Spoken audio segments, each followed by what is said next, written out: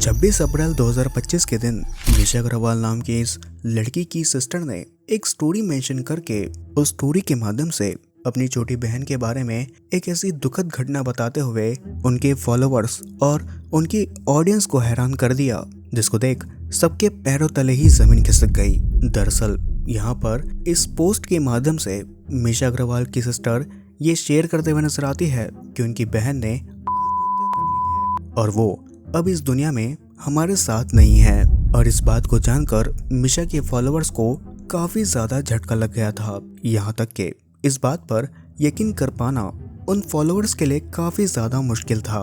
आखिरकार क्या है इस कहानी का असली सच, आइए जानते हैं इस वीडियो में। स्वागत है आप सभी का क्राइम ट्यूब में और आप लोग देख रहे हैं द केस ऑफ मिशा अग्रवाल।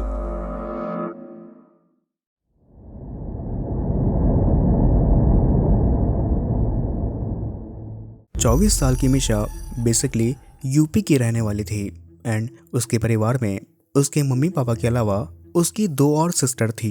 मिशा ने हाल ही में अपनी LLB की पढ़ाई को पूरा किया था और इसी के साथ वो एक कंटेंट क्रिएटर भी थी।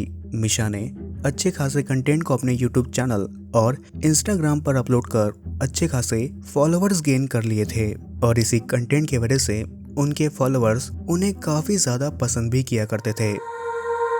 26 अप्रैल 2025 यहाँ पर मिशा की बड़ी बहन मिशा के इंस्टाग्राम अकाउंट से एक पोस्ट करते हुए नजर आती है, जिस पोस्ट में वे ये कहते हुए नजर आती है कि मिशा अग्रवाल ने सुसाइड कर लिया है एंड वो हमारे साथ अब इस दुनिया में मौजूद नहीं है। यहाँ पर इतना ही नहीं बल्कि इस खबर को सुनते ही मिशा के जितने भी फॉलोअर्स थे उन्हें काफी ज्यादा झटका महसूस हो गया था। वहीं इस कंडीशन में मिशा अग्रवाल के कई फ्रेंड्स तो ये कहते हुए नजर आते हैं कि मिशा एक हेल्थ प्रॉब्लम से जूझ रही थी जिसके वजह से उसकी डेथ हो चुकी है। वहीं इसके अलावा मिशा के फ्रेंड्स का ये तक कहना था कि मिशा एक प्रैंक कर रही है और वो असल में जिंदा है, पर असल में हकीकत तो यहाँ पर कुछ और ही थी। यहाँ पर मिशा की सिस्टर ने जिस स्टोरी को मिशा के अकाउंट से शेयर किया था उस स्टोरी को अपलोड करने के बाद लगभग 6 दिन के बाद में मिशा की बड़ी बहन रितु एक और इंस्टा पर पोस्ट को शेयर करते हुए नजर आती है, जिसमें रितु मिशा की सुसाइड का असली रीजन बताते हुए ये कहते हुए नजर आती है कि उनकी बहन की जिंदगी यानी मिशा की जिंदगी इंस्टाग्राम के अराउंड ही रिवील होती थी। इतना ही नहीं बल्कि मिशा का एक सिंगल गोल ये था कि उसे अपनी लाइफ में 1 बिलियन फॉलोअर्स तक पहुंचना था एंड जब मिशा के फॉलोअर्स डिक्रीज होने लगे तो मिशा को इस बात से काफी ज्यादा बुरा लगने लगा और 2025 के अप्रैल महीने के एंड तक मिशा अग्रवाल काफी ज्यादा डिप्रेस्ड रहने लगी।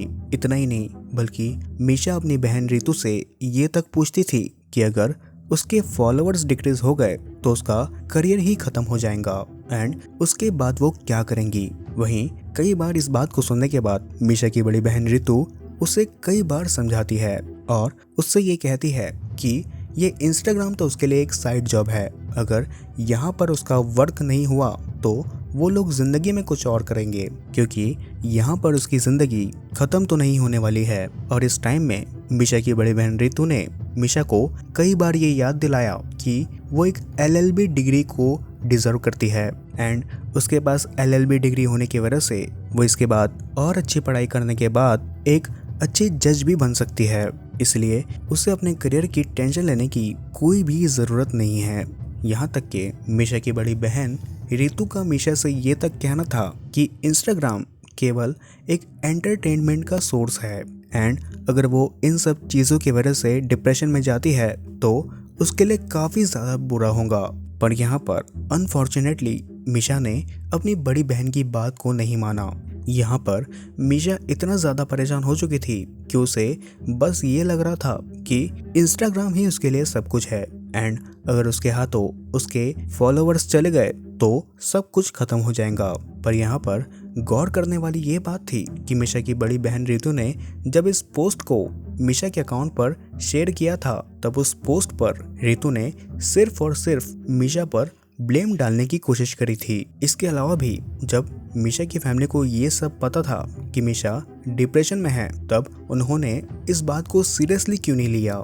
मिशा एक पढ़ी लिखी लड़की थी जिसने LLB का कोर्स कर रखा था। तो मीशा ये बड़ा कदम भला कैसे उठा सकती है। माना कि मीशा के इंस्टाग्राम के फॉलोअर्स डिक्रीज हो रहे थे, पर यहाँ पर वो अपने कंटेंट को अपग्रेड करके अपने फॉलोअर्स को वापस ला सकती थी। और ये सारे सवाल तो ऑडियंस के मन में कब से उभर रहे हैं, पर इन सारे सवालों का जवाब अब तक ऑडियंस को नहीं मिला है। वहीं मीशा की फैमिली ने इस बात को लेकर अपना क्लियर स्टेटमेंट तक नहीं दिया है।